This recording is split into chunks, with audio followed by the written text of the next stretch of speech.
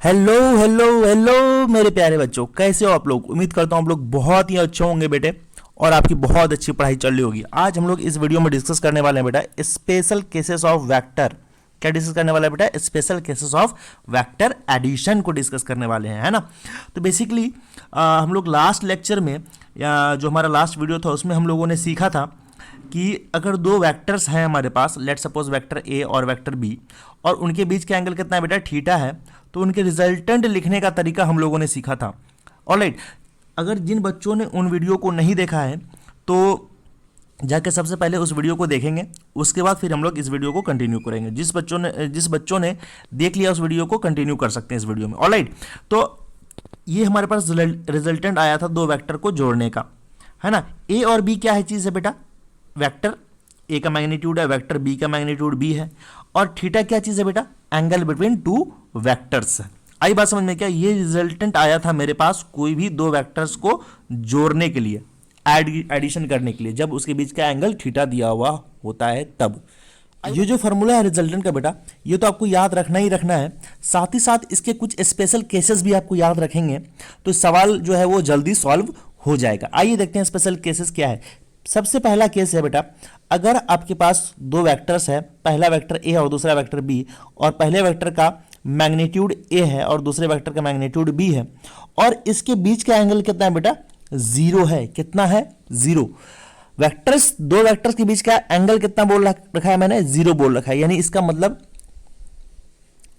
कि दो vectors, let suppose vector पहला ये हो गया और दूसरा वेक्टर ये हो गया, दोनों के बीच में एंगल कितना हो गया बेटा? जीरो, है ना।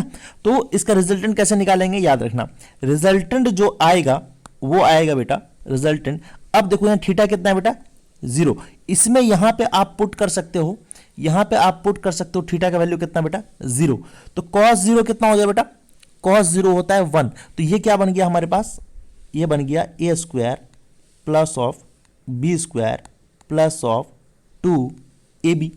क्या इसको मैं एक और तरीके से लिख सकता हूं? क्या ये ए प्लस बी का होल स्क्वायर नहीं लिखा हुआ है बेटा? क्या देखो ध्यान से, तो यहां से हमारे पास रिजल्टेंट कितना आ गया? सिंपली ए प्लस बी आ जाएगा। क्यों ए प्लस बी आ जाएगा? क्योंकि स्क्वायर रूट और ये अंदर वाला जो स्क्वायर एक दूसरे को क्या करेंगे बेटा? कैंसिल आउट कर देंगे। तो हमारे पास रिजल्टेंट का वैल्यू आया r is equal to a plus b. ये तब आया जब हमारे दो वेक्टर्स के बीच का एंगल कितना था? जीरो था। लेट सपोज कि अगर हमने एक वेक्टर ये मान लिया जिसका मैग्नीट्यूड कितना बेटा? 5, है ना। एक दूसरा वेक्टर हम लोगों ने ये मान लिया जिसका मैग्नीट्यूड हमने 3 मान लिया। तो अगर हम इसका रिजल्टेंट निकालना चाहेंगे तो क्या निकालेंगे बेटा? 5 plus of 3 equals to 8। Alright, तो ये रिजल्टेंट निकालने का तरीका हो गया just in simple one step, कि अगर आपके पास दो वेक्टर्स है उसके बीच का एंगल जीरो है तो रिजल्टेंट निकालने के लिए क्या करोगे आप? दोनों वेक्टर्स के मैग्नीट्यूड को सिंपली ऐड कर दोगे। ऑलराइट, चलते हैं नेक्स्ट स्लाइड पे। अब देखेंगे बच्चा केस 2 हमारे पास है। ठीक ठीक है ना। केस 2 क्या कहता है कि अगर दो वेक्टर है आपके पास, सेम तरीके से है कि वेक्टर ए का मैग्नीट्यूड ए है और वेक्टर बी का मैग्नीट्यूड बी है, लेकिन यहाँ पे एंगल कितना है बेटा? 180 डिग्री। 180 डिग्री का मतलब ये हुआ कि कोई एक वेक्टर आपके पास ये है और दूसरा वेक्टर हमारे पास ये है। 180 डिग्री दोनों के बीच का क्या है? एंगल है ना। तो बेसिकली हम कह सकते हैं कि both vectors are opposite in nature.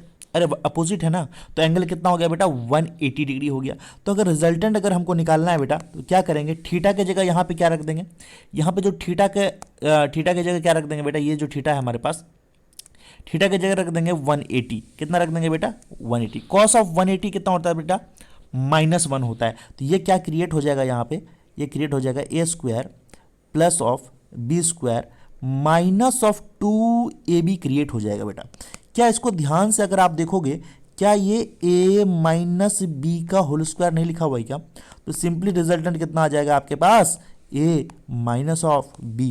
अरे बोलो क्लियर है क्या? तो रिजल्टेंट आ गया हमारे पास a माइनस बी। ये तब होता है जब दो वेक्टर्स के बीच का एंगल कितना हो बेटा? 180 हो। क्या हो? 180। लेट सपोज मैंने एक वेक्टर मान लिया जिसका मैग्नीट्यूड लेट सपोज 5 मैग्नीट्यूड मान लिया, ठीक है ना।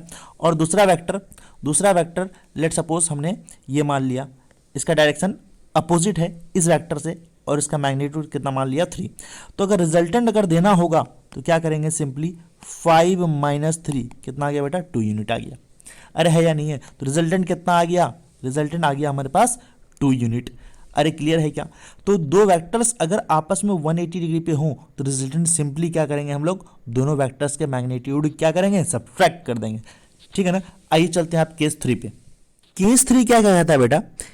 ठीक है ना? केस 3 ये हमारे पास कि दो वेक्टर्स आपके पास सेम है, वेक्टर ए और वेक्टर बी। वेक्टर ए का मैग्नीट्यूड ए और वेक्टर बी का मैग्नीट्यूड बी है, और दोनों वेक्टर्स के बीच का एंगल कितना है बेटा? 90 डिग्री है। याद रखना कितना है बेटा? 90 डिग्री। तो उसके रिजल्टेंट जो होगा, उसके जो रिजल्टेंट होंगे वो क्या होंगे?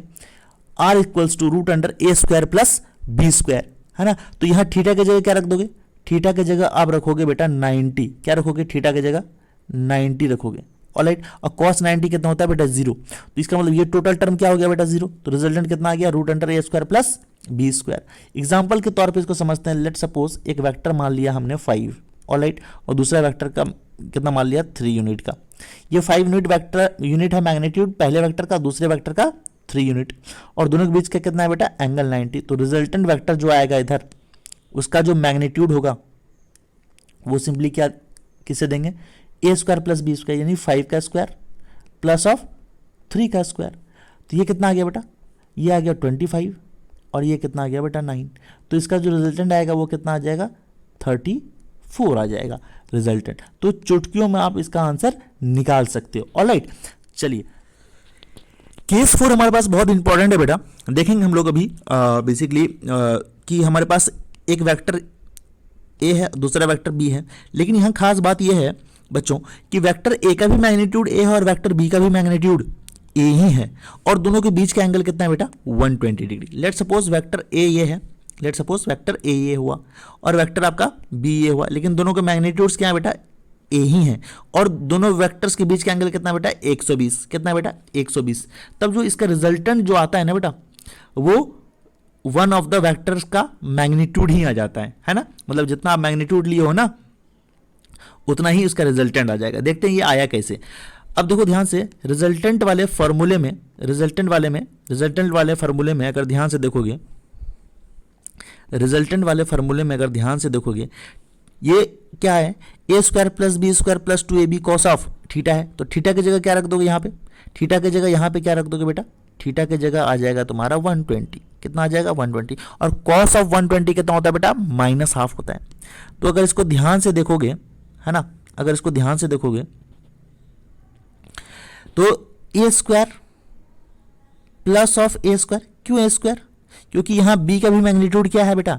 ए ही है, इसीलिए हम लोग ए स्क्वायर लिख दिए, प्लस 2ab कॉस थीटा। तो 2a स्क्वायर और कॉस 120 कितना हो गया? -हाफ हो गया। अरे क्लियर है क्या? तो ये 2 से ये 2 कट गया, और यहाँ क्या बचा? -a स्क्वायर, -a स्क्वायर से +a स्क्वायर कट गया। तो रिजल्टेंट का वैल्यू कितना आ गया बेटा? रूट अंडर ए का स्क्वायर, और स्क्वायर रूट और अंदर में स्क्वायर है तो ये हो जाएंगे कैंसिल आउट, बचेगा क्या? ए। तो इसका मतलब रिजल्टेंट कितना आ गया बेटा?